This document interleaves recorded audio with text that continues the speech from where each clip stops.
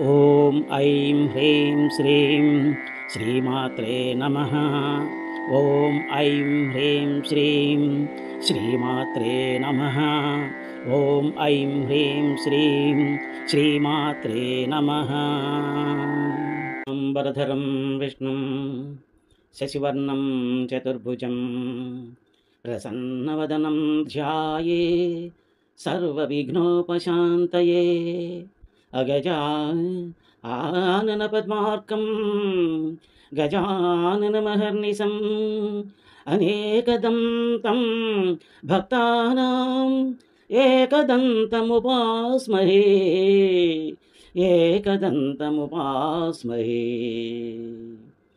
తల్లి నిన్ను దలంచి పుస్తకము చేతన్భూనితిన్ నీవు నాయులంబందున నిల్చి జృంభణముగా నుక్తుల్ సుశబ్దంబుల్ శోభిల్లం పల్కుము నాదు వాక్కునను సంప్రీతిన్ జగన్మోహిని పుల్లాబ్జాక్షి సరస్వతి భగవతి పూర్ణేందు బింబాననా.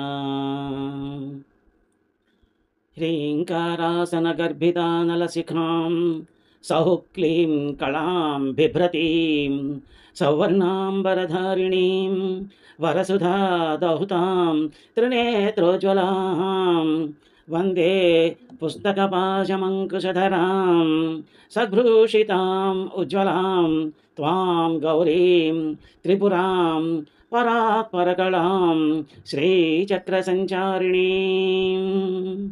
గురుబ్రహ్మ గురుర్విష్ణు గురుర్దేవో మహేశ్వరః గురుః సాక్షాత్ పరం బ్రహ్మ తస్మై శ్రీ గురవే నమః. జ్ఞానానందమయం దేవం నిర్మలస్ఫటికాకృతిం ఆధారం సర్వవిద్యానాం హయగ్రీవముపాస్మహే.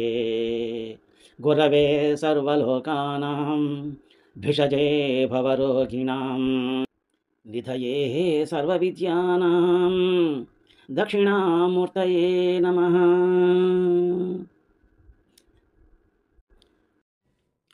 అందరికీ నమస్కారం. నా శ్రీలలిత యూట్యూబ్ ఛానల్కి మీకందరికీ సుస్వాగతం. ఈ ఛానల్లో మనం శ్రీ లలితా సహస్రనామ స్తోత్రానికి ఆ స్తోత్రంలో ఉండేటువంటి నామాలకి అర్థాల వివరాలు తెలుసుకుంటున్నాము. కిందటి భాగంలో మనం 26వ శ్లోకం నుంచి 30వ శ్లోకం వరకు ఉన్నటువంటి 68వ నామం నుంచి 77వ నామం వరకు గల అర్థాల తాలూకు వివరాలు తెలుసుకుందాం. ఈ భాగంలో 31వ శ్లోకం నుంచి 35వ శ్లోకం వరకు ఉన్నటువంటి 78 నుంచి 87వ నామం వరకు గల 87 వరకు గల ఉన్నటువంటి నామాల తాలూకు అర్థ వివరాలని మనం తెలుసుకుందాం. కిందటి భాగంలోని ఆ పదాల యొక్క అర్థాల వివరాలు ఒకసారి మనం పరీక్షించుకొని ఈ వీడియోలోకి వెళదాం. 68వ నామం చక్రరాజ రథారూఢ సర్వాయుధ పరిష్కృత. చక్రరాజం అనేటువంటి రథంలో అమ్మ చుట్టూ ఆయుధాలన్నీ అలంకరించి ఆ అమ్మవారు కూర్చుని ఉన్నారు. అదే చక్రరాజం అంటేనే శ్రీచక్రము అని చెప్పేసి తెలుసుకున్నాం. ఈ రథానికి ఉండేటువంటి ధ్వజం పేరు ఆనందము అని కూడా తెలుసుకున్నాం.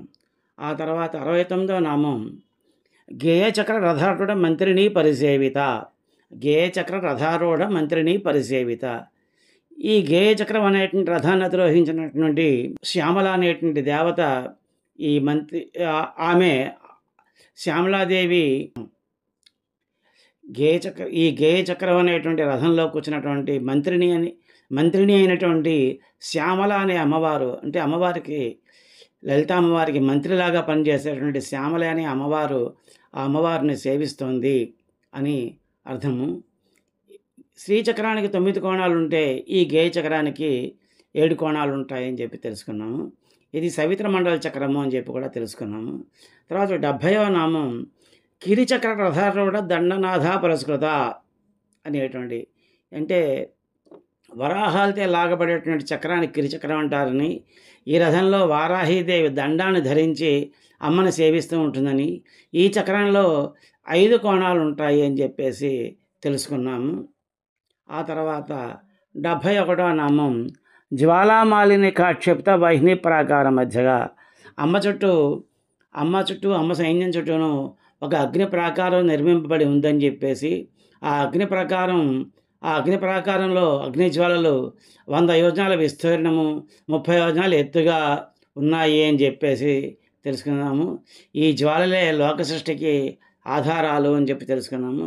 భక్తుడి యొక్క అజ్ఞానానందకారాన్ని ఈ జ్వాలలు తొలగిస్తాయి అని చెప్పేసి తెలుసుకున్నాం. తర్వాత 72వ నామం భండ సైన్య వధోజుక్త శక్తి విక్రమహర్షిత. భండాసురుని సంహరించడానికి సిద్ధమైనటువంటి తను సృష్టించినటువంటి శిక్ష సైన్యాన్ని అంతా చూసి అమ్మవారు హర్షిస్తోంది అని చెప్పేసి తెలుసుకుందాము. ఈ శక్తులన్నిటినీ నకులీ శక్తులు అంటారు అని చెప్పి కూడా తెలుసుకున్నాం. ఆ తర్వాత 73వ నామం నిత్యాపరాక్రమాటోప నిరీక్షణ సముత్సక. అంటే నిత్యాదేవి యొక్క పరాక్రమాన్ని చూసి అమ్మవారు చాలా ఆనందించింది అని చెప్పేసి ఈ నామం యొక్క అర్థం అని చెప్పి తెలుసుకున్నాము. ఆ తర్వాత 74వ నామం భండపుత్ర వధోద్యుక్త బాలా విక్రమనందిత. భండపుత్ర వధోద్యుక్త బాలా విక్రమనందిత. భండుడిని అమ్మవారు సంహరించగా ఆ భండుడి యొక్క పుత్రుల్ని అమ్మవారి యొక్క పుత్రికైనటువంటి బాలా త్రిపుర సుందరీదేవి సంహరించింది. అటువంటి ఆ బాలా త్రిపుర సుందరి యొక్క పరాక్రమాన్ని చూసి అమ్మవారు ఆనందించింది అని చెప్పేసి ఈ నామానికి అర్థం తెలుసుకున్నాము. తర్వాత 75వ నామం మంత్రిణ్యంబా విరచిత విషంగభతతోషిత. బండుడి యొక్క కుడి ఎడమ భుజాల నుంచి విషంగుడు విసుక్రుడు అనేటువంటి ఇద్దరు రాక్షసులు పుట్టారని, వీళ్ళిద్దరిలోనూ ఈ విషంగుడు అనేటువంటి రాక్షసుడిని ఈ శ్యామలాదేవి, అమ్మవారి యొక్క మంత్రి అయినటువంటి శ్యామలాదేవి సంహరించింది అని చెప్పేసి, అలా సంహరించంగా అమ్మవారు ఆనందించింది అని చెప్పేసి తెలుసుకున్నాము. ఆ తర్వాత 76వ నామం విశుక్ర ప్రాణహరణ వారాహి వీర్యానందిత. విశుక్రుడు అనేటువంటి రాక్షసుడి యొక్క ప్రాణాలను తీసినటువంటి వారాహి అమ్మవారి యొక్క పరాక్రమాన్ని చూసి లలిత అమ్మవారు చాలా సంతోషించింది అని చెప్పేసి తెలుసుకుందాము. ఇతడు విశుక్రుడు అనేవాడు శుక్రాచార్యుడితోటి వాళ్ళ గురువైనటువంటి రాక్షసుల గురువైనటువంటి శుక్రాచార్యులతో సమానమైనటువంటి శక్తి, తెలివితేటలు అన్నీ కలిగి ఉన్నవాడు అని చెప్పేసి తెలుసుకున్నాము. ఆ తర్వాత 77వ నామం కామేశ్వర ముఖాలోక కల్పిత శ్రీ గణేశ్వర. ఈ విశుక్రుడు అనేటువంటి రాక్షసుడు ఈ యుద్ధంలో ఒక విఘ్నయంత్రాన్ని సృష్టించాడని, ఆ విఘ్నయంత్రం తాలూకు ప్రభావం వల్ల అమ్మవారి యొక్క శక్తిసేనల యొక్క కాంతులు విహీనం అవుతున్నాయని, వాళ్ళకి ఒక రకమైన మైకం కమ్మడం అని, తర్వాత వాళ్ళు అయ్యో యుద్ధం జయించలేమేమో అనేటువంటి ఒక బాధ కలగడం, ఇలాంటివన్నీ చూస్తే వీటన్నిటిని చూసినటువంటి మంత్రిని దేవత అయినటువంటి శ్యామలాదేవి, దండనాథ అయినటువంటి వారాహిదేవి లలితామ్మవారికి తెలియగా, అప్పుడు లలితామ్మవారు తన భర్త అయినటువంటి కామేశ్వరుడు ముఖంలోకి చూసినంతనే వాళ్ళిద్దరు కన్నులు కలుసుకున్నంతనే శ్రీ గణపతి ఉద్భవించాడు అని చెప్పేసి తెలుసుకున్నాము. ఈ శ్రీ గణపతే భారతీదేవి సృష్టించినటువంటి వినాయకుడికి రూపము. వినాయకుడు కన్నా ముందు వచ్చినటువంటి వాడిని శ్రీ గణపతి. ఈ పార్వతీదేవి సృష్టించిన వినాయకుడు ఆ మహాగణపతి యొక్క అంశ అని చెప్పేసి తెలుసుకున్నాము. ఈ భాగంలో ఈ 78వ నామం నుంచి ఇప్పుడు మనం తెలుసుకుందాం. ఇప్పుడు 31వ శ్లోకం. మహాగణేశ నిర్భిన్న విఘ్నయంత్ర ప్రహర్షిత భండాసురేంద్ర నిర్ముక్త శస్త్ర ప్రత్యస్త్రవర్షిణి. ఇది శ్లోకం మళ్ళీ ఇంకొకసారి. మహాగణేశ నిర్భిన్న విఘ్నయంత్ర ప్రహర్షిత భండాసురేంద్ర నిర్ముక్త శస్త్ర ప్రత్యస్త్రవర్షిణి. ఇది శ్లోకం. ఈ శ్లోకంలో మొదటి పాదంలో మహాగణేశ నిర్భిన్న విఘ్నయంత్ర ప్రహర్షిత అనేటువంటి ఒక నామము, రెండవ పాదంలో భండాసురేంద్ర నిర్ముక్త శస్త్ర ప్రత్యస్త్రవర్షిణి అనేటువంటి ఒక నామము ఉన్నాయి. ఇప్పుడు ఈ నామాల తాలూకు అర్థాలు తెలుసుకుందాం. మహాగణేశ నిర్భిన్న విఘ్నయంత్ర ప్రహర్షిత అన్నది ఈ నామం. విశుక్రుడు యుద్ధంలో విఘ్నయంత్రాన్ని సృష్టించాడు అని చెప్పేసి మనం ఇంతకుముందు నామంలో తెలుసుకున్నాం కదా. అలా చూడంగానే, అలా తెలియంగానే అమ్మవారు ఏం చేసింది, వెంటనే కామేశ్వరుడు, తన భర్త అయినటువంటి కామేశ్వరుడిని ముఖంలోకి చూడంగా ఇద్దరు కళ్ళు కలుసుకుని అందులో నుంచి మహాగణేశుడు ఉద్భవించాడు అని చెప్పేసి కూడా కిందటి భాగంలో తెలుసుకున్నాము, కిందటి నామంలో తెలుసుకున్నాము. ఆ మహాగణేశుడు ఎందుకు ఉద్భవించాడు అంటే, ఈ విశుక్రుడు తయారు చేసినటువంటి విఘ్నయంత్రాన్ని విచ్ఛిన్నం చేయడం కోసం అని చెప్పేసి అమ్మ ఆ కామేశ్వరుని కలిసి ఆ మహాగణేశుడిని సృష్టించింది. అలా విఘ్నయంత్రాన్ని అతను విచ్ఛిన్నం చేయగా అమ్మ చాలా సంతోషించింది అని ఈ నామం తాలూకు అర్థం. ఈ సృష్టి అంతా అమ్మవారే నిర్మించింది. నిర్మాణం అంతా, సృష్టి తాలూకు యంత్రం అంతా అమ్మవారే చేసింది. అది తాను మూల ప్రకృతి కాబట్టి తన నుండి త్రిగుణాలు 3 శక్తులుగా ఉద్భవించి అవన్నీ అష్టప్రకృతులు అయ్యాయి. ఆ అష్టప్రకృతులే అష్టపురాలు, అష్టసిద్ధులు, అష్టైశ్వర్యాలు ఇవన్నీని. కానీ అజ్ఞానం కలిగితే వాటి ద్వారానే అష్టకష్టాలు, అష్టదరిద్రాలు మొదలైనవన్నీ ఏర్పడుతూ ఉంటాయి. వీటినే విఘ్నాలు అంటారు. ఆ విఘ్నాలని తొలగించడం కోసం అని చెప్పేసి మనం ఈ మహాగణేశుడు ఆ విఘ్నాలన్నింటినీ తొలగించాడు. అందుకే మనం ఏ పూజ చేసినా కూడా ముందు విఘ్నాలు రాకుండా ఉండడం కోసం అని చెప్పేసి మహాగణపతి యొక్క పూజ ముందు చేస్తాము. ఒకవేళ పూజ అంతా మనం చేసుకోవడానికి వీలు కాకపోతే కనీసం ముందు ఆ మహాగణపతిని తలుచుకుంటాం, ప్రార్థన చేస్తాం. సంకల్పం మాత్రంతో ఉద్భవించినటువంటి మహాగణపతి ఏం చేశాడంటే, తనలా ఉండేటువంటి ఇంకొక 6 గణపతుల్ని సృష్టించాడు. వాళ్ళ పేర్లు ఆమోద, ప్రమోద, సుముఖ, దుర్ముఖ, అవిఘ్న, విఘ్నకర్త. వీళ్ళందరితోటి కలిసి ఆ మహాగణపతి యుద్ధానికి వెళ్ళి అక్కడ విశుక్రుడు స్థాపించినటువంటి విఘ్నయంత్రాన్ని నాశనం చేశాడు. ఎప్పుడైనా మనం ఉత్తమ గమ్యం ఒక మంచి పని చేద్దాం అనుకున్నప్పుడు విఘ్నాలు ఏర్పడతాయేమో అని చెప్పేసి ముందు మనం ఏ దేవతనైనా అర్చన చేయడానికి ముందు ప్రారంభంలో ఒక శ్లోకం చదువుకుంటూ ఉంటాం. ఆగమార్థంతో దేవానాం, గమనార్థంతో రాక్షసాం, కురుఘంటారావం తత్ర దేవతాహ్వాన లాంఛనం అని చెప్పేసి. అంటే ఏంటనమాట, ఈ పూజాధికాలుకి ఎటువంటి విఘ్నము కలగకుండాను దేవతలందరూ ఆవాహనించినటువంటి దేవతలందరూ రావడం కోసమని, దానికి విఘ్నాలు కలిగించేటువంటి రాక్షసులు ఎవరైతే ఉంటారో వాళ్ళంతా వెళ్ళిపోవాలని దేవతలకు ఆహ్వానం పలుకుతూ ఆ రాక్షసులను తరిమేయడం కోసం అని చెప్పేసి ముందు ఘంటారావాన్ని మనం చేస్తాం. అలాగే ఏదైనా కార్యక్రమం నిర్విఘ్నంగా పూర్తి కావడం కోసం గణపతి ఆరాధన కూడా మనం చేస్తూ ఉంటాం. అందుకే ఈ గణపతి ఆరాధన యొక్క ప్రాముఖ్యం ఇది అన్నమాట. ఆ తర్వాత నామం 79వ నామం. ఈ 79వ నామం భండాసురేంద్ర నిర్ముక్త శస్త్ర ప్రత్యస్త్రవర్షిణి అని. భండాసురుడు యుద్ధం చేస్తుంది కదా అమ్మవారు భండాసురుడితోటి.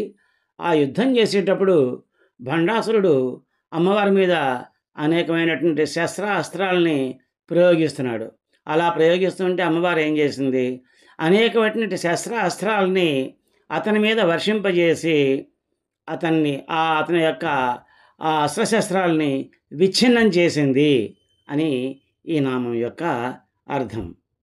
భండాసురుడు అంటే అహంకారుడు అని చెప్పేసి ఇదివరకే మనం తెలుసుకున్నాం. ఈ అహంకారం జీవుల్లో ఉండే అహంకారమే ఇదన్నమాట. దీనినే నేను ప్రత్యేకం అనుకుంటూ ఉంటాడు ఆ జీవుడు. అందుకని చెప్పేసి అతనికి అటువంటి అనుభూతి కలుగుతూ ఉంటుంది. అతనిలో స్వార్థం పెరిగినప్పుడల్లా ఇవన్నీ స్వార్థ చింతన పెరిగిపోతూ ఉంటుంది. అందుకే ఆ స్వార్థం అనర్థ కారణం.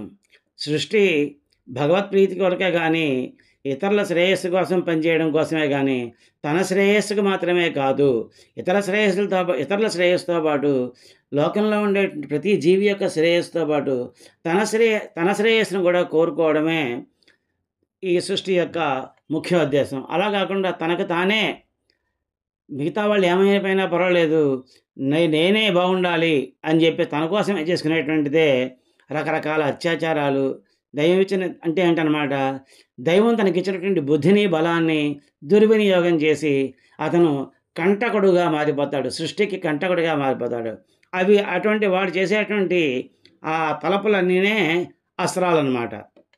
అటువంటి అస్త్రాలకి అమ్మవారు ప్రతి అస్త్రాలు ఉపయోగించి అతను రచించేటువంటి అతని యొక్క అహంకారాన్ని నిర్జింపజేసింది అని చెప్పేసి అర్థం. అస్త్రం, శస్త్రం ధనుర్విద్యలో ఇవి 2 రకాల బాణాలుంటాయి. శస్త్రాలు అంటే వీటిని ఒక ఆయుధంగా ఉపయోగించి దూరంగా ఉన్నటువంటి వస్తువుని గురి చేసి బాణంతోటి కొట్టడం. దగ్గరగా ఉంటే కనుక కత్తితోటి వాటితోటి నరుకుతారు. కానీ దూరంగా ఉన్నదాన్ని గురి చూసి బాణంతోటి కొట్టి దాన్ని ఛేదించాలి. అస్త్రం అంటే ఏంటనమాట, దానికి ఒక మంత్రం ఉంటుంది. ఆ మంత్రం తాలూకు మంత్రపూరితమైనటువంటి బాణం అనమాట. ఈ మంత్రాలు ఎటువంటివి ఉంటాయి, పంచభూతాలు, సర్వదేవతా శక్తులు, రాక్షస శక్తులు కూడా ఈ అస్త్రాల రూపంలో ఉంటాయి. రాక్షసులు ప్రయోగించేవన్నీ కూడాను రాక్షస శక్తులు. ఇక దేవతలు, దేవీ దేవతలు ప్రయోగించేవన్నీ కూడాను దేవతా శక్తులు.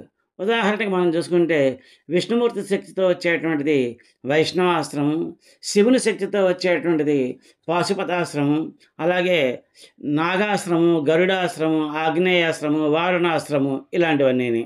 ఇక రాక్షసుల యొక్క అస్త్రాలు ఏమిటి అంటే, ఇదివరకు చనిపోయినటువంటి రాక్షసుల తాలూకు శక్తులన్నీ కూడాను ఈ రాక్షసాస్త్రాలు అంటారు. యుద్ధంలో భండాసురుడు అనేకటువంటి అటువంటి రాక్షసాస్త్రాలను ప్రయోగిస్తే అమ్మవారు ప్రతిగా ఇంకొక అస్త్రం వేసి వాటిని నాశనం చేస్తుందన్నమాట. రాక్షసులు ప్రయోగించే అవిద్యా సూచకమైనటువంటి ఆ అస్త్రాలన్నింటినీ పరమేశ్వరి జ్ఞానపూర్వకమైనటువంటి అస్త్రాలు ప్రయోగించి వాటిని ఖండిస్తోంది, వాటిని నిలువరిస్తోంది. ఇదే విషయం లలితోపాఖ్యానంలో వారు ఏ అస్త్రాలు ఎవరు ప్రయోగించాలో, ఎలా ప్రయోగించారు అనే విషయాలు బాగా తెలియజేశారు. భండు ప్రయోగించిన అస్త్రాలు ఏమిటి, పరమేశ్వరు వాటికి ప్రయోగించిన నిర్వీర్యం చేయడం కోసం ప్రయోగించిన అస్త్రాలు ఏమిటన్నది ఒకసారి మనం తీసుకుందాం. అంధతామిశ్రమ అనేటువంటి అస్త్రాన్ని భండు ప్రయోగిస్తే మహాతరుణ్య అస్త్రము అనేటువంటి అస్త్రాన్ని అమ్మవారు ప్రయోగించారు. తర్వాత పాషండాస్త్రాన్ని భండు ప్రయోగిస్తే గాయత్రి అస్త్రాన్ని అమ్మవారు ప్రయోగించారు. అంధాస్త్రాన్ని భండు ప్రయోగిస్తే చక్షుష్మతాస్త్రం అనేది అమ్మవారు ప్రయోగించారు. శక్తినాశాస్త్రాన్ని భండు ప్రయోగిస్తే విశ్వావసాస్త్రాన్ని అమ్మవారు ప్రయోగించారు. అంతకాస్త్రాన్ని భండు ప్రయోగిస్తే మృత్యుంజయాస్త్రాన్ని అమ్మవారు ప్రయోగించారు. సర్వశ్రుతివాశాస్త్రాన్ని భండు ప్రయోగిస్తే ధారణాస్త్రాన్ని అమ్మవారు ప్రయోగించారు. భయాస్త్రాన్ని భండు ప్రయోగిస్తే ఐంద్రాస్త్రాన్ని అమ్మవారు ప్రయోగించారు. మహారోగాస్త్రాన్ని భండు ప్రయోగిస్తే నామత్రయాస్త్రాన్ని అమ్మవారు ప్రయోగించారు. ఆయుర్నాశాస్త్రాన్ని అమ్మవారు ప్రయోగిస్తే సంకర్షణాస్త్రాన్ని అమ్మవారు ప్రయోగించారు. సర్వాసురాస్త్రాన్ని భండు ప్రయోగిస్తే దుర్గాస్త్రాన్ని అమ్మవారు ప్రయోగించారు. మూకాస్త్రాన్ని భండు ప్రయోగిస్తే వాగ్వాదివ్యాస్త్రాన్ని అమ్మవారు ప్రయోగించారు.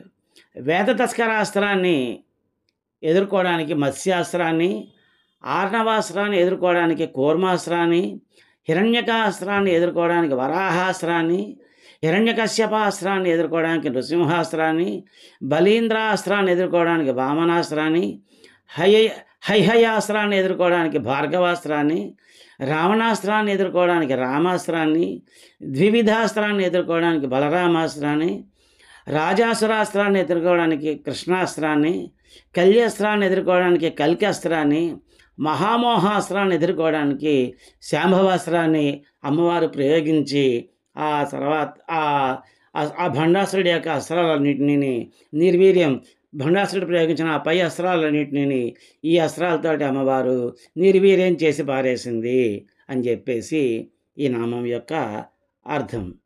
ఆ తర్వాత 32వ శ్లోకం. కరాంగుళి నఖోత్పన్న నారాయణ దశాకృతి మహాపాశుపతాస్త్రాగ్ని నిర్దగ్ధాసుర సైనిక. శ్లోకం మళ్ళీ ఇంకొకసారి. కరాంగుళి నఖోత్పన్న నారాయణ దశాకృతి మహాపాశుపతాస్త్రాగ్ని నిర్దగ్ధాసుర సైనిక. ఈ శ్లోకంలో మొదటి పాదంలో కరాంగుళి నఖోత్పన్న నారాయణ దశాకృతి అనేటువంటి ఒక నామము, రెండవ పాదంలో మహాపాశుపతాస్త్రాగ్ని నిర్దగ్ధాసుర సైనిక అనేటువంటి రెండవ నామం ఉన్నాయి. ఇప్పుడు ఈ నామాల యొక్క అర్థాలు తెలుసుకుందాం. ఆ తర్వాత నామం 80వ నామం కరాంగుళి నఖోత్పన్న నారాయణ దశాకృతి.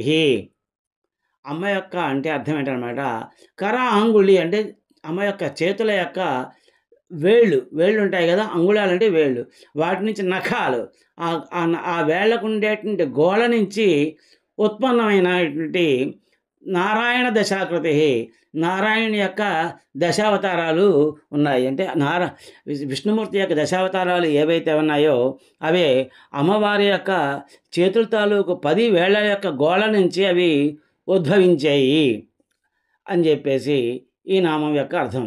అంటే ఏంటన్నమాట, జీవేశ్వరుల యొక్క దశావస్థలు సృష్టి ఆకృతిగా గలది. జీవుడికి 10 రకాల అవస్థలు ఉంటాయి. ఆ అవస్థలన్నీ కూడా సృష్టి ఆకృతిగా కలిగింది అని చెప్పేసి. భండుడు నశించినా కానీ అతడి అహంకారం వెళ్ళిపోకుండా లోకాల నుంచి సృష్టి ధర్మంగా అది దేశకాల పరిస్థితులను బట్టి ఆ శక్తి విజృంభిస్తూ ఉంటుంది. అలా విజృంభించినప్పుడు అమ్మవారు ఆ శక్తిని ఆ శక్తుల్ని, అసుర శక్తుల్ని తన చేతుల వేళ్ల గోళ నుంచి నారాయణ యొక్క దశావతారాలు ఉద్భవించి నశింపజేస్తూ ఉంటుంది. భండుడి యొక్క అసురాస్త్రాలకు విరుగుడే అమ్మ నారాయణాస్త్రము. అంటే నారాయణాస్త్రాన్ని అమ్మవారు ప్రయోగించింది అని చెప్పేసి కిందటి నామంలో మనం తెలుసుకున్నాము. ఆ భండుడు ప్రయోగించినటువంటి అస్త్రాలు ఏమిటి, వాటికి ఉపయోగించినటువంటి ఈ ప్రత్యస్త్రాలు ఏమిటి అని చెప్పేసి.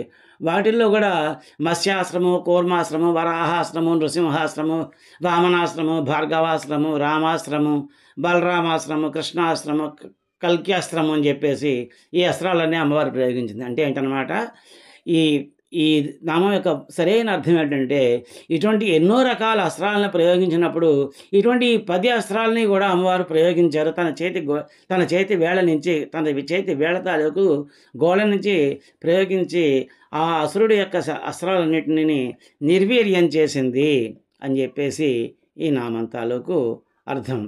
అంటే భృగు మహర్షి ఒకసారి విష్ణుమూర్తికి శాపాన్ని ఇచ్చాడు. ఆ శాపం ప్రకారం నువ్వు అనేక రకాల జన్మలు ఎత్తాలి అని ఏదో శాపం ఇచ్చాడు. ఆ శాపాన్ని అమ్మవారు వరంగా మార్చి దుష్ట శిక్షణ అవసరమైనప్పుడల్లా ఈ లోకంలో విష్ణుమూర్తిని ఉద్భవించమని చెప్పేసి చెప్పింది పరమేశ్వరి.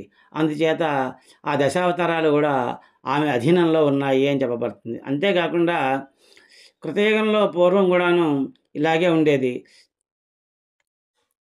మధుకైటవులు అనేటువంటి 2 రాక్షసులు బ్రహ్మతోటి యుద్ధానికి చేయమని పిలిచారు. బ్రహ్మ పారిపోయి విష్ణుమూర్తిని శరణు తెచ్చాడు. అప్పుడు విష్ణుమూర్తి భీకరమైన యుద్ధం చేసి మధుకైటవులు ఇద్దరిని అనేక రాక్షసులు ఇద్దరిని సంహరించాడు. ఆ సమయంలో అక్కడికి రుద్రుడు కూడా ప్రత్యక్షమయ్యాడు. త్రిమూర్తులు ముగ్గురు కలిసి అమ్మవారిని ప్రార్థించారు. అప్పుడు అమ్మవారు కనికరించి మీరు వెళ్ళి మీ స్థావరాలు ఏర్పరచుకుని సృష్టిని ఆరంభించండి అని చెప్పేసి చెప్పింది. చెప్తే అప్పుడు వాళ్ళు భూతాలు లేవు, భూమి లేదు, తన్మాత్రలు లేవు, ఇవేమీ లేకుండా సృష్టి ఎలా సాధ్యము అని చెప్పేసి అమ్మవారిని అడిగారు. అడిగితే ఒక పెద్ద విమానం వచ్చి ఆ ముగ్గురిని ఎక్కించుకుని ఎక్కడికో తీసుకుపోయింది. చివరికి అది మణిద్వీపం చేరింది. ఆ మణిద్వీపంలో చింతామణి గృహంలో అమ్మవారు ఉండగా అక్కడ త్రికోణాకార ఆసనం ధరించి దాని మీద పరమేశ్వరి కూర్చుని ఉంది. అప్పుడు త్రిమూర్తుల అమ్మవారిని చాలా రకాలుగా స్తోత్రం చేస్తే వారు చేయవలసిన కార్యక్రమాన్ని వివరిస్తూ బ్రహ్మ సృష్టి చేస్తాడు, అతనికి నా శక్తి అయినటువంటి సరస్వతీదేవి తోడుగా ఉంటుంది, మీరిద్దరూ అంటే విష్ణుమూర్తికి రుద్రుడికి చెప్తోంది సృష్టి కార్యానికి సహాయంగా ఉంటూ స్థితి లయాలను నిర్వహించండి అని చెప్పింది. అందుకే విష్ణువు స్థితికి కారకుడయ్యాడు. లోకాలను రక్షించడం అతని పని కాబట్టి ఈ రాక్షసత్వం పెచ్చిమీరిగినప్పుడల్లా విష్ణుమూర్తి భూలోకంలో అవతరించి ధర్మ సంస్థాపన చేస్తూ ఉంటాడు. అందుకోసమే అతను అనేకమైనటువంటి అవసరాలు ఎత్తుతూ ఉంటాడు. కాబట్టి ఈ అవతారాలన్నీ అమ్మవారి యొక్క అనుగ్రహంతో ఎత్తుతున్నాడు కాబట్టి ఈ నామం వచ్చిందనమాట. కరాంగుళి నఖోత్పన్న నారాయణ దశాకృతి అనేటువంటి నామం. ఆ తర్వాత నామం మహాపాశుపతాస్త్రాగ్ని నిర్దగ్ధాసుర సైనిక. 81వ నామం మహాపాశుపతాస్త్రాగ్ని నిర్దగ్ధాసుర సైనిక. మహాపాశుపతాస్త్రం అనేటువంటి అగ్నితోటి అమ్మవారు అసుర సైన్యాన్ని మొత్తాన్ని నాశనం చేసేసింది, దగ్ధం చేసేసింది అని చెప్పేసి. అంటే అసుర సైన్యం అంటే ఏంటనమాట, జీవుల్లో ఉండేటువంటి అజ్ఞానపు చేష్టలు. ఆ అజ్ఞానానికి లోనవ్వడం సహజం. అలా లోనైనప్పుడల్లా ఏమవుతుందన్నమాట, సైన్యంగా ప్రతి ఒక్క మనిషిలోనూ మనం ఇదివరకే చెప్పుకున్నాము, ప్రతి జీవిలోనూ కూడా అతని యొక్క హృదయంలో ఈశ్వరుడు ఉంటాడు అని చెప్పేసి. అలాగా ఉంటాడు కాబట్టి ఆ జీవుడు ఆ ఈశ్వరుడిని దర్శించలేక ఏం చేస్తుంటాడు, మాయలో పడిపోతూ ఉంటాడు. అప్పుడు ఈ పాశుపతాస్త్రం అనేటువంటి అస్త్రం ఏం చేస్తుందంటే, తమ ఏందన్నటువంటి ఆ ఈశ్వరుణ్ణి వాళ్ళకి దర్శించడానికి ఆ శక్తి సహాయపడుతుంది ఆ అస్త్రం. అలా చేసి మనిషిలో ఉండేటువంటి అహంకార భావాన్ని, అతని యొక్క మాయని అతను పడిపోయినటువంటి మాయని ఛేదిస్తూ ఉంటుందన్నమాట. పాశుపతాస్త్రం కన్నా మహాపాశుపతాస్త్రం ఇంకా గొప్పది అన్నమాట. పాశుపతాస్త్రంలో 6 అక్షరాలుంటే మహాపాశుపతాస్త్రంలో 8 అక్షరాలు ఉంటాయి. ఈ పాశుపతాస్త్రం పంచభూతాలపైన ఆధిపత్యాన్ని ఇస్తుంది. ఆ అష్టాక్షరి త్రిగుణాలపైన కూడా ఆధిపత్యం ఇచ్చి అష్టాక్షరి అవుతుందన్నమాట. ఈ విధంగాను అందరిలోనూ ఈశ్వరుడు ఉంటాడు అని చెప్పి తెలుసుకున్నాం కదా. ఈ ఈశ్వరుడుకి పశుపతి అనే పేరు కూడా ఉంది. ఎందుకంటే పశువునాం పతి, పశుపతి అంటే పశువులకు పతి. పశువులు అంటే ఏంటనమాట, అజ్ఞానులు అంటే ఏంటనమాట, భగవంతుడు వేరు భక్తులు వేరు అనేటువంటి ద్వైధీభావం కలగారు. అంటే తనలో ఉన్నటువంటి జీవాత్మే పరమాత్మ అని చెప్పేసి తెలియనటువంటి వాళ్ళు.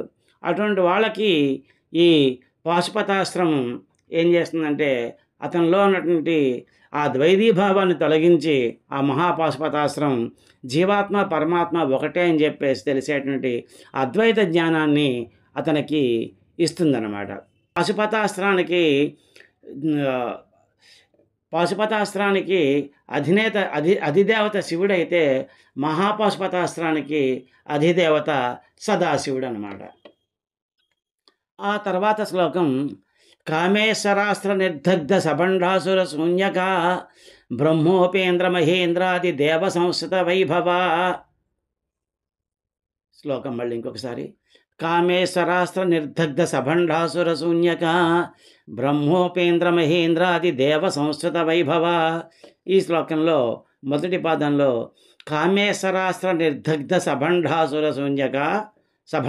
శూన్యక, రెండవ పాదంలో బ్రహ్మోపేంద్ర మహేంద్రాది దేవ సంస్థ వైభవ అనేటువంటి 2 నామాలు ఉన్నాయి. ఇప్పుడు ఈ 2 నామాల తాలూకు అర్థాలు తెలుసుకుందాం. 82వ నామం కామేశ్వరాస్త్ర నిర్దగ్ధ సభండాసుర శూన్యక. అమ్మ భండాసురుడిని అతని పట్టణమైనటువంటి శూన్యకాని ఈ కామేశ్వరాస్త్రం అనేటువంటి అస్త్రాన్ని ప్రయోగించి నిశేషంగా దహింపజేసింది అని చెప్పేసి అర్థం. అంటే ఏంటనమాట, ఈ కామేశ్వరాస్త్రం అంటే ఏం చేస్తున్నట, అది కామాన్ని దహించేస్తుంది. అలా కోరికలే లేకపోతే ఆ తర్వాత ఉండేది అద్వైతమే. ఈ అస్త్రం మాయని ఛేదించి జీవుల్ని సత్యంలో ఉంచుతుంది. అందుకని ముక్తిప్రదం. మనం ఇదివరకే తెలుసుకున్నాం, భండాసురుడు అహంకార స్వరూపుడు అని చెప్పేసి అతడు శూన్యకమైనటువంటి పట్టణంలో ఉంటూ ఉంటాడు. అంటే ఏంటనమాట, ప్రతి జీవుడు కూడాను తన భార్య, పిల్లలు, తన సంపద, తన కీర్తి, తన ప్రతిష్ట, తన ఊరు, తన వారు, తన దేశం, ఇదంతా అలా భావిస్తూ ఉంటారు. ఇదంతా నిజానికి మాయే, అటువంటిది ఏమీ లేదు, జగన్ మిథ్య అన్నారు. అటువంటి ఉండంగా అంతా ఈశ్వర స్వరూపమే అవగా ఇలాగా నాది నాది నాది అనుకుంటూ జీవిస్తూ ఉంటాడు ఈ జీవుడు. ఈ కామం అనేది సృష్టికి ప్రధాన లక్షణం. కామం లేకపోతే జీవుడికి కదలికే ఉండదు. అది కామమే ప్రాణంగా అతను జీవిస్తూ ఉంటాడు. అతని జీవం అంతా కూడాను కామ పరితృప్తికి, అంటే కోరికలన్నీ నెరవేర్చుకోవడం కోసమే. అందుకని అతను ఎప్పుడు కూడా ద్వైత భావంతోటి ఉంటాడు. అందుకని చెప్పేసి నేను నాది అనేటువంటి అహంకారం సహజంగా అతనికి ఉంటుంది.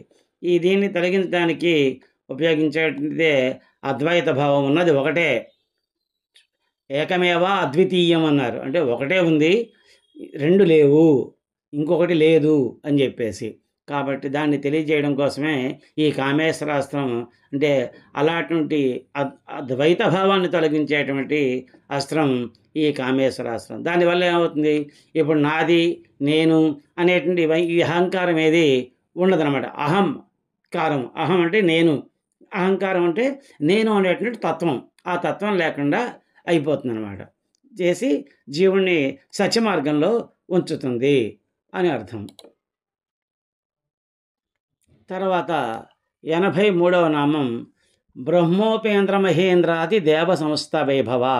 బ్రహ్మోపేంద్ర మహేంద్రాది దేవ సంస్థ వైభవ. అమ్మ యొక్క వైభవాన్ని దేవతలందరూ స్తుతిస్తున్నట్టు. ఏ దేవతలు? బ్రహ్మ, విష్ణువు. బ్రహ్మ ఉపేంద్రుడు అంటే విష్ణువు, దేవేంద్రుడు మహేంద్రాది దేవేంద్రుడు మొదలైన దేవతలందరూ కూడాను స్తుతిస్తున్నారు. ఎందుకు స్తుతించారు? వారి ప్రార్థనను ఆలకించి అమ్మవారు ఈ అవతారం ఎత్తి చిదగ్నికుండం నుంచి బయటకు వచ్చి, చిదగ్నికుండం నుంచి అవతరించి ఈ భండాసురుడు అనేటువంటి రాక్షసుడి నుంచి ఈ దేవతలందరినీ రక్షించింది. ఆ భండాసురుడిని, అతని యొక్క కుమారుల్ని, అతని సేనని మొత్తం అంతా కూడాను నిర్వీర్యం చేసి నిర్మూలన చేసింది. సృష్టి కార్యాన్ని చేసేటువంటి దేవతలు ఉండగా దానికి విఘ్నాలు చేసేవాళ్ళు ఈ అసురులు అన్నమాట. ఆ అసురులు దేవతలు కూడా అమ్మవారి నుంచి వచ్చిన వాళ్ళే. కానీ ఈ యుద్ధం అన్నది ఎప్పుడూ అలాగా జరుగుతూనే ఉంటుంది. అదే మన మానవ జీవితంలో కూడా అలాగే జరుగుతుంటుంది. ప్రతి మనిషిలోనూ కూడా మంచి చెడు తాలూకు ప్రభావాలు ఉంటుంటాయి. ఒక్కొక్కప్పుడు మంచి విజృంభిస్తే ఒక్కొక్కప్పుడు చెడు విజృంభిస్తుంది. ఆ చెడు విజృంభించినప్పుడు చేయాల్సిన పని ఏమిటాయంటే భగవంతుని కేసు చూడడమే. అంటే అర్థం ఏంటన్నమాట, ఎప్పుడైతే మనలో ఉన్నటువంటి ఆసురీ శక్తులు, అంటే చెడు లక్షణాలు ఎప్పుడైతే పోతాయో అప్పుడు దేవతలంతా ఆనందిస్తారు. ఆ ఆనందంతో అమ్మవారిని, మనలో ఉన్నటువంటి ఈ ఆసురీ శక్తుల్ని తొలగించినటువంటి అమ్మవారిని వాళ్ళందరూ స్తుతిస్తూ ఉంటారు అని చెప్పేసి ఈ నామం యొక్క అర్థం. ఆ తర్వాత శ్లోకం 34వ శ్లోకం. హరనేత్రాగ్ని సందగ్ధ కామ సంజీవనౌషధి శ్రీమద్వాగ్భవకూటైక స్వరూపముఖ పంకజ. హరనేత్రాగ్ని సందగ్ధ కామ సంజీవనౌషధి శ్రీమద్వాగ్భవకూటైక స్వరూపముఖ పంకజ. ఈ శ్లోకంలో మొదటి పాదంలో హరనేత్రాగ్ని సందగ్ధ కామ సంజీవనౌషధి అనేటువంటి ఒక నామము, రెండవ పాదంలో శ్రీమద్ వాగ్భవకూటైక స్వరూపముఖ పంకజ అనేటువంటి ఒక నామం ఉన్నాయి. ఇప్పుడు ఈ నామాల తాలూకు అర్థాలు తెలుసుకుందాం. 84వ నామం హరనేత్రాగ్ని సందగ్ధ కామ సంజీవనౌషధి. మనం ఇదివరకు తెలుసుకున్నాము, శివుని యొక్క 3వ కంటి నుంచి ఉద్భవించినటువంటి అగ్నితోటి మన్మధుడు దగ్ధమైపోయాడు అని చెప్పి, శివుడి మీద ఎప్పుడైతే ఈ పార్వతీదేవికి శివుడికి వివాహం వాళ్ళని ఎప్పుడైతే మన్మధుడు శివుడి పైన పంచబాణాలు ప్రయోగించాడో అప్పుడు శివుడు 3వ కన్ను తెరిచి ఆ మన్మధుడిని భస్మం చేశాడు అని చెప్పి తెలుసుకున్నాం కదా. అటువంటి ఆ మన్మధుడిని అమ్మవారు మళ్ళీ పునరుజ్జీవితని చేసింది అని చెప్పేసి, అటువంటి మన్మధుడికి ఈమె సంజీవని ఔషధంలాగా పనిచేసి అతన్ని మళ్ళీ జీవింపజేసింది అని ఈ నామం యొక్క అర్థం. శివుడి కోపాగ్ని జ్వాలలకి ఈ మన్మధుడు భస్మం అయిపోయాడు అని చెప్పి తెలుసుకున్నాం కదా. అప్పుడు లోకంలో ప్రజలంతా కూడాను కోరికలు లేకుండా విరాగులైపోయారు. కాబట్టి దేవతలంతా కూడా ఆ మన్మధుడిని తిరిగి బతికించమని అడిగారు. అప్పుడు లక్ష్మీదేవి దగ్గరికి పోయి ఆమె కుమారుడిని పంపించి మానవ లోకంలో కోరికలు రేపాల్సింది అని అడిగారు. ఆమె తన కుమారుడిని భూలోకానికి పంపించింది. పంపిస్తే అతను భూలోకంలో వీరవ్రతుడు అనేటువంటి మహారాజుతో యుద్ధం చేస్తే, ఆ రాజు శివుని గురించి ఘోరమైన తపస్సు చేసి అతని నుంచి శివుణ్ణి మెప్పించి త్రిశూలాన్ని సంపాదించి దాని సాయంతోటి మన్మథుడిని సంహరించాడు. ఇలాగ కామదహనం జరిగింది. దాన్ని చూసే ప్రజలంతా విరాగులైపోతుంటే, ఆ పరిస్థితి చూడలేక మన్మథుడిని బతికించమని చెప్పేసి దేవతలందరూ అమ్మవారిని ప్రార్థించంగా, ఆ లలితా పరమేశ్వరి అమ్మవారు వారి యొక్క మొరని ఆలకించి అతన్ని పునరుజ్జీవితుని చేసింది. అయితే ఆ పునరుద్ధరణ చేసినప్పుడు అతనికి అంగాలేమీ లేవు. అనంగుడు అంటారు అతన్ని. అంగాలేమీ లేవు అంటే అతను ఛాయామాత్రంగా తన భార్య అయినటువంటి రతీదేవికి మాత్రమే కనపస్తాడు. అతనికి కాళ్ళు ఉండవు, చేతులు ఉండవు, ఏ అవయవాలు ఉండవు.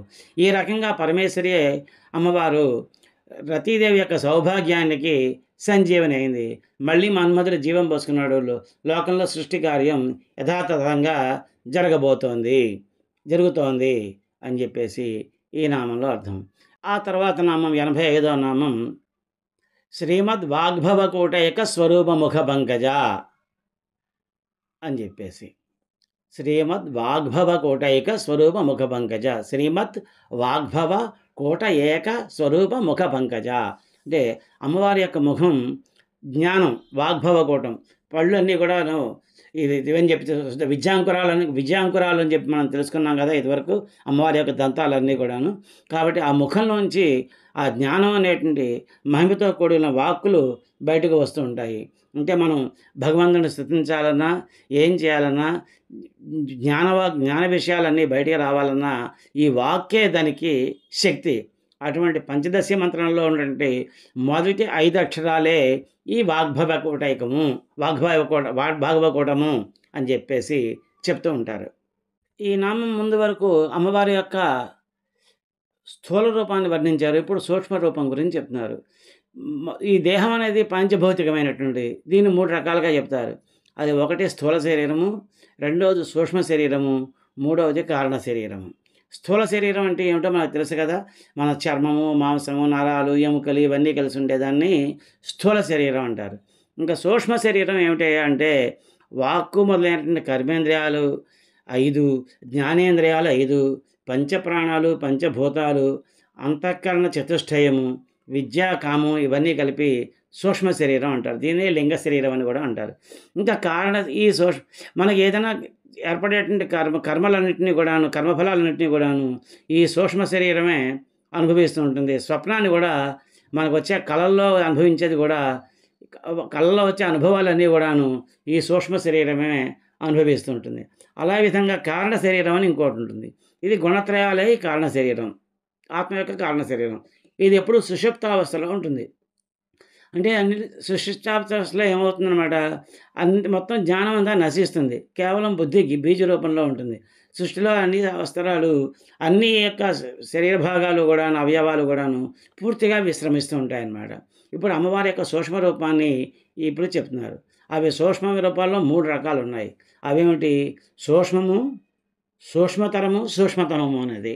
సూక్ష్మమేమో పంచదశి మహామంత్రము, సూక్ష్మతరము కామకళాక్షరము, సూక్ష్మతమము అనేది కుండలిని శక్తి.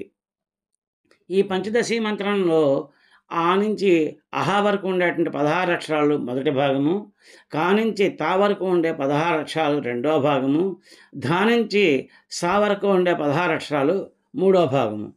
ఈ భాగాల్లో ఉండేటువంటివే సత్వరజస్తమో గణాలు, చంద్ర సూర్యాగ్నులు, జాగ్రత్త స్వప్న సుషుప్తి అవస్థలు, ఇవన్నీ కూడా వీటిల్లోనే ఉంటాయన్నమాట. ఆ తర్వాత శ్లోకం 35వ శ్లోకం. కంఠాధ కటిపర్యంచ మధ్యకూట స్వరూపిణి శక్తి కోటైకతాపన్న కక్షధోభాగధారిణి. కంఠాధ కటిపర్యంత మధ్యకూట స్వరూపిణి శక్తి కోటైకతాపన్న కక్షధోభాగధారిణి. ఈ శ్లోకంలో మొదటి పాదంలో కంఠాధ కటిపర్యంత మధ్యకూట స్వరూపిణి అని ఒక నామము, రెండవ పాదంలో శక్తి కోటైకతాపన్న కక్షధోభాగధారిణి అని నామాలు ఉన్నాయి. ఈ నామాల తాలూకు అర్థాలు తెలుసుకుందాం. 86వ నామం కంఠాధ కటిపర్యంత మధ్యకూట స్వరూపిణి. కంఠం నుంచి కటి భాగం వరకు ఉండేటువంటి దాన్ని ఈ మధ్యకూటం, దీన్ని మధ్యకూటం అంటారు. ఈ మధ్యకూటాన్నే కామరాజకూటం కూడా అంటారు. ఆ కూటమే రూపం కలిగిన అమ్మవారు అని చెప్పేసి. సృష్టిలో శిరస్సులో వెలుగు, మధ్య భాగంలో దైవాసుర సంపత్తి, అధోభాగంలో పంచభూతాత్మకమైన సృష్టి ఏర్పడుతూ ఉంటుంది. ఈ మధ్యకూటాన్నే కామరాజకూటము అంటారు. దీనికి ఈ పేరు ఎందుకు వచ్చిందంటే, దీనికి ప్రభువు కామదేవుడు, మన్మధుడు కాబట్టి కామరాజకూటం అంటారు. ధర్మకామం అంటే ధర్మంగా కోరుకునే కోరికలన్నీ కూడాను దైవీభావాలు, అధర్మంగా కోరుకునే కోరికలన్నీ కూడాను అసుర భావాలు. వీటన్నిటికీ పైన ఉన్నదే వెలుగు అన్నమాట. ఈ కామరాజకూటం, ఈ కామరాజ బీజం సృష్టి స్థితి లయాలు నిర్వహించే త్రిమూర్తుల శక్తుల్ని ప్రకాశింపజేస్తుంటుంది. పంచభూతాలు, తన్మాత్రలు, త్రిమూర్తులు, సృష్టి సంహారాలు, ఆ దేవతల శక్తులను గోచరింపజేస్తూ ఉంటుంది. అటువంటి కామరాజ బీజం అన్నమాట ఇది, కామరాజ కూటమి. ఆ తర్వాత 87వ నామం శక్తి కోటైకతాపన్న కచోధోభాగధారిణి. కటి ప్రదేశం నుంచి పాదాల వరకు ఉన్నటువంటి కటి అధోభాగధారిణి అంటే కటి నుంచి కిందకు ఉన్నటువంటి భాగాన్ని శక్తి కూటమి అంటారు. శక్తి కోటైకం, శక్తి కోటయం, అటువంటి శక్తి కూటమి అంటారు. అంటే దీని అర్థం ఏంటన్నమాట, ఈ పంచదశి మహామంత్రంలో 3వ భాగం శక్తి కూటమి. మొదటి భాగం వాగ్భవ కూటమి, అది తల నుంచి మెడ వరకు ఉంటుంది. 2వ భాగం కామరాజ కూటమి, ఇది కంఠం నుంచి కటి దాకా ఉంటుంది. ఆ తర్వాత 3వది కటి నుంచి కాళ్ళ వరకు ఉండేది శక్తి కూటం అంటారు. ఇలా 3 భాగాలుగా ఉంటుందన్నమాట. ఈ శక్తి కూటం జీవునిలో అమ్మవారు ఉండే స్థలం మూలాధార చక్రము అంటారు. అదే కుండలిని చైతన్య రూపిణిగా అమ్మవారు ఉంటుంది. తపస్సు చేసి ఈ శక్తిని కనుక ప్రచోదనం చేసుకుంటే దానివల్ల సహస్రారం వరకు ఈ కుండలిని శక్తి పైకి వెళ్ళి సహస్రారంలో మోక్షం లభిస్తుందన్నమాట. ఈ భాగంలో ఎంతవరకు తెలుసుకున్నాం. వచ్చే భాగంలో మరికొన్ని శ్లోకాల్లో ఉండేటువంటి ఇంకొన్ని నామాల తాలూకు అర్థాలు తెలుసుకుందాం. హరి ఓం తత్సత్. ఓం ఏతత్సర్వం శ్రీ లలితా పరమేశ్వరి చరణారవిందార్పణమస్తు. ఓం యదక్షరపథభ్రష్టం మాత్రాహీనం చ యద్భవేత్ తత్సర్వం క్షమ్యతాం దేవి నారాయణే నమోస్తుతే. విసర్గబిందు మాత్రాణి పదపాదాక్షరాణి చ న్యూనాని చ అతిరిక్తాని క్షమస్వ పరమేశ్వరి. కాయేన వాచ మనసేంద్రియైర్వా బుద్ధ్యాత్మనా వా ప్రకృతే స్వభావాత్ కరోమి యజ్జత్ సకలం పరస్మై నారాయణాయేతి సమర్పయామి. శ్రీమన్నారాయణాయేతి సమర్పయామి. సర్వే భవంతు సుఖినః, సర్వే సంతు నిరామయాః, సర్వే భద్రాణి పశ్యంతు, మా కశ్చిద్ దుఃఖభాగ్ భవేత్. శ్రియః కాంతాయ కళ్యాణనిధయే ధినాం. శ్రీవేంకటనివాసాయ శ్రీనివాసాయ మంగళం. మంగళం కౌసలేంద్రాయ మహనీయ గుణాత్మనే చక్రవర్తి తనూజాయ సార్వభౌమాయ మంగళం. ఉమాకాంతాయ కాంతాయ కామితార్థప్రదాయినే శ్రీగిరీశాయ దేవాయ మల్లినాథాయ మంగళం. ఓం ఏతత్సర్వం శ్రీ ఉమామహేశ్వర శ్రీ లలిత పరమేశ్వరి చరణారవిందార్పణమస్తు.